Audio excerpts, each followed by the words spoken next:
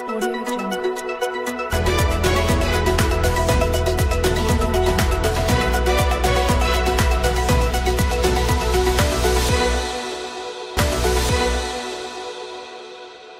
आज आम्ही समस्त रावेर तालुका महाविकास आघाडीतर्फे जे सध्यात जिल्ह्यामध्ये आणि संपूर्ण महाराष्ट्रामध्ये लांबवलेल्या पावसामुळे शेतकऱ्यांना कष्ट सहन करावा लागतो आहे, त्या संदर्भात शेतकऱ्यांना तात्काळ मदत मिळण्याबाबत आम्ही सन्माननीय तहसीलदारांना निवेदन दिलेलं आहे। त्या निवेदनामध्ये प्रामुख्याने जळगाव जिल्ह्यामध्ये ओला दुष्काळ जाहीर करावा आणि बाधित शेतकऱ्यांना त्याची नुकसान भरपाई मिळावी ह्याचं निवेदन केलेलं आहे। आणि त्यासोबतच जवळपास जुलै महिन्यामध्ये जुलै ते ऑगस्ट महिन्यापर्यंत सरकारचं हे काम असतं की पीक विमा संदर्भात मंडळं जाहीर करून शेतकऱ्यांच्या खात्यामध्ये ती मदतीची रक्कम जी असते ती त्यांना डिपॉझिट करावी लागते।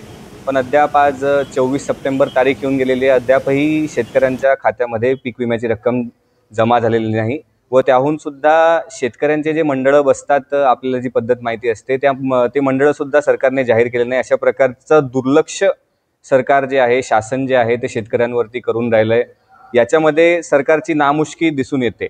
आमच्या तालुक्यामध्ये सरकारचे जे पदाधिकारी असतील, नेतेगण असतील, ते सातत्याने शेतकऱ्यांना सांगत फिरतात की तुमची कर्जमाफी होईल व त्याच्यानंतर ते हे सुद्धा सांगत असतात की 7.5च्या पंपाचा जो हॉर्स पॉवरचा जो आमच्याकडे प्रॉब्लेम आहे की आमच्या पूर्ण तालुक्यामध्ये 7.5च्या हॉर्स पॉवरचा पंप सध्या कोणीच वापरत नसेल अशी खात्री आम्हाला आहे।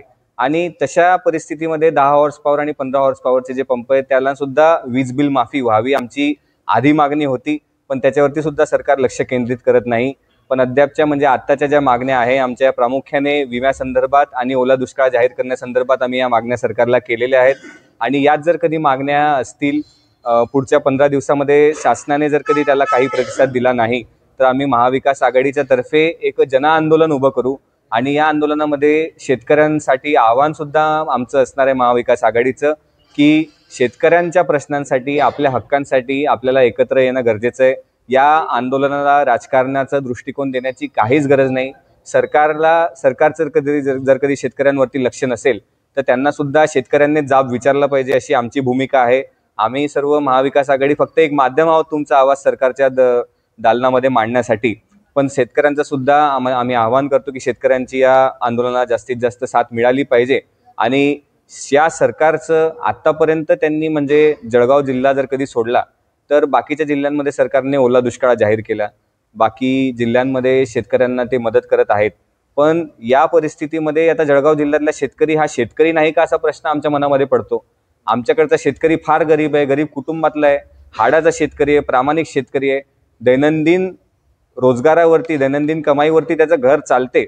आणि अशा परिस्थितीमध्ये जर कधी सरकार त्याच्या पाठीमागे उभं राहू शकत नाही तर सरकार काहीच करू शकत नाही असं मला पक्क खात्री वाटते। या गोष्टीचा मी महाविकास आघाडीतर्फे तीव्र निषेध करतो आणि एवढंच मी आपल्याला या निमित्ताने सांगू इच्छितो। राज्यात महाविकास आघाडीचं सरकार गाजावाजा करून बसलं, पण शेतकऱ्यांवर अनेक वर्षापासून अनेक संकट येत आहेत। अतिवृष्टीचं असेल, वादळ असेल, गारपीट असेल, सगळेच संकट येत असतात। त्यात शेतकऱ्यांना हमी भाव योजनेचं नुसतं गाजर दाखवलं जाते, 10% खरेदी होत नाही। शेतकऱ्यांच्या आयात निर्यात धोरणामुळे शेतकऱ्याच्या कोणत्याही मालाला भाव मिळत नसल्यामुळे आणि नैसर्गिक आपत्तीला त्रासून शेतकऱ्याचं फार मोठं नुकसान झाल्यामुळे सरकारने शेतकऱ्याची पाठी उभं राहण्याची फार मोठी गरज आहे। आणि शेतकऱ्याची कोणताही न्याय दिले सरकार असं त्यांच्या याच्यातून कृतीतून दिसून येत नाही। म्हणूनच महाविकास आघाडीमार्फत राज्यात आता जन आंदोलन उभारल्याशिवाय पर्याय नाही। शेतकऱ्यांना हेक्टरी जिरायतसाठी 50,000 रुपये आणि बगायतसाठी 1,00,000 रुपये सरकारनं त्वरित घोषणा करावी, नाही तर मग शेतकऱ्यांना फार मोठं पॅकेज महाराष्ट्रात द्यावं एवढी मी शेतकऱ्यांच्या वतीनं विनंती करतो।